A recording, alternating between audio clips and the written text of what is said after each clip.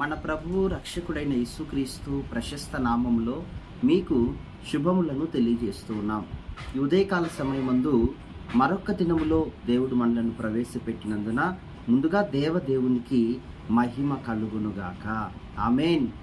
ఏంటి, దేవుని సన్నిధిలో అడిగి ఎంతకీ మీ పట్ల దేవుడు అద్భుతం చేయలేదని, కార్యము చేయలేదని సోలిపోయి ఉన్నారా? నేను కూడా అనేక దినముల నుండి ప్రార్థిస్తూ ఉన్నాను. నా పట్ల కూడా ప్రభువు ఏ కార్యము చేయలేదు అని మీలో అనేకుల సందేహం ఉంది కదా.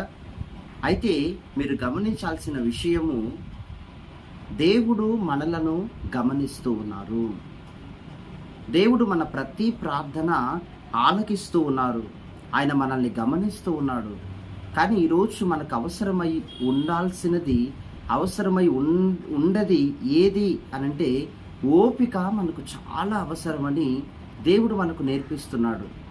ఎందుకంటే బైబిల్ గ్రంథంలో ఒక చక్కని మాట ద్వారా ఈరోజు మనతో దేవుడు మాట్లాడబోతున్నారు. కీర్తనలు 40వ అధ్యాయం 1వ వచనం నుండి మనం చూస్తున్నట్లయితే, యెహోవా కొరకు నేను సహనముతో కనిపెట్టుకొంటిని, ఆయన నాకు చెవియొగ్గి నా మొర ఆలకించెను. అవును ప్రియ సహోదర సహోదరి, ఇక్కడ భక్తుడైన దావీదు రాజు మాట్లాడుతున్నారు. నా మొరను ఆయన విన్నారు, నా ప్రార్థనకు ఆయన జవాబిచ్చారు.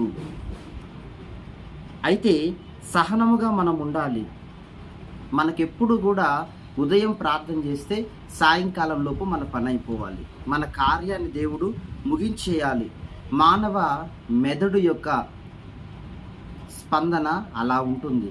కానీ దేవుడు మానవ రీతిలో కార్యం చేసే దేవుడు కాదు.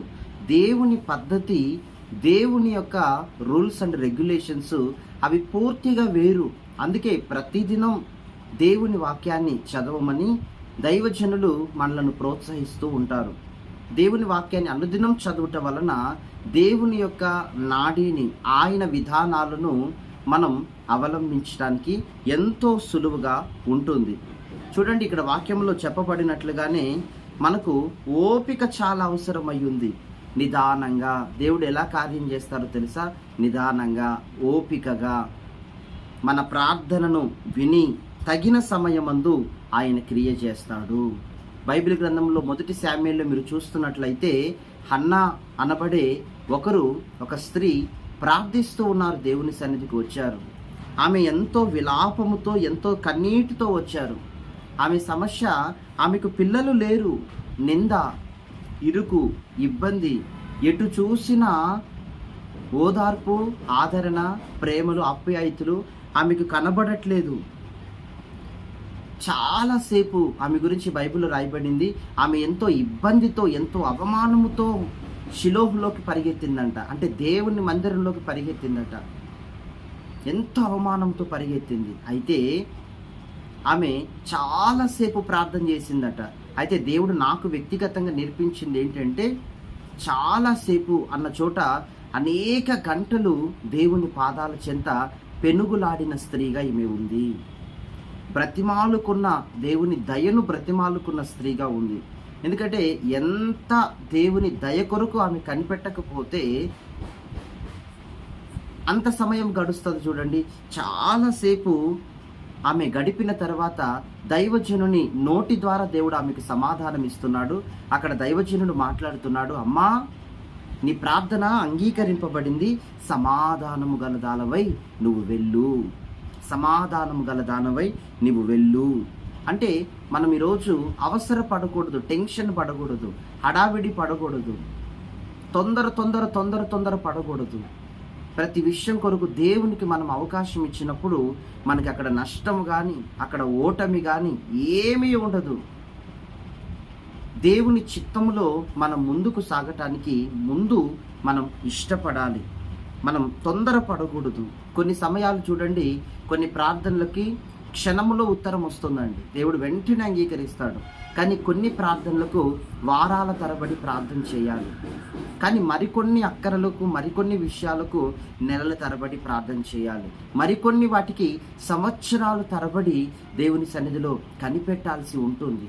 అలా మనం దేవుని కొరకు మనం కనిపెట్టినప్పుడు ఆయన ఇష్టము నెరవేర్చబడాలి, మన ఇష్టము కాదు అని మనం అనుకుని ఆయన సన్నిధిలో కనిపెట్టినప్పుడు అద్భుతంగా ఆయన సమాధానం ఉంటుంది. ఈ రోజుల్లో క్రైస్తవ సహోదరులు అనేక మంది ఈ విధంగా లేరు. ఎప్పుడు త్వరగా, ఎక్కడ త్వరగా అవుతుందా అంటూ త్వరగా అయిపోతుంది, కానీ నష్టాల పాలైపోతున్నారు, బ్రేక్ అయిపోతున్నారు. దేవుని చిత్తానికి వ్యతిరేకులైపోయి ఎక్కడికక్కడ బ్రేక్ అయిపోతున్నారు, ఆగిపోతున్నారు.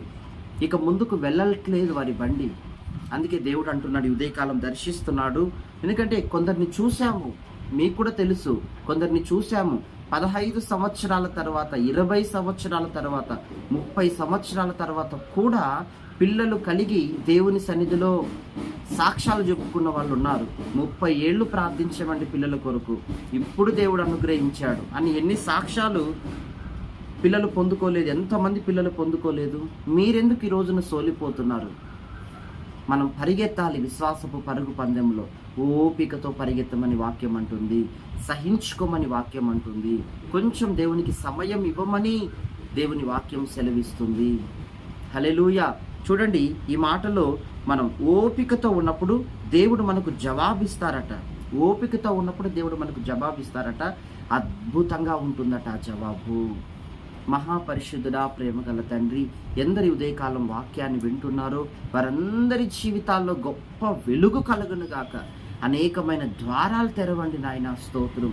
హన్న ఎన్నో గంటలు ఎంతోసేపు ప్రార్థించింది అయ్యా. మీ సన్నిధిలో ప్రార్థించిన తరువాత ఆమె అద్భుతమైన సమూయేలుని చూడగలిగింది అయ్యా. మీకు స్తోత్రం, స్తోత్రం. ఆ దేశంలో తప్పిపోలేదు అతని పేరు.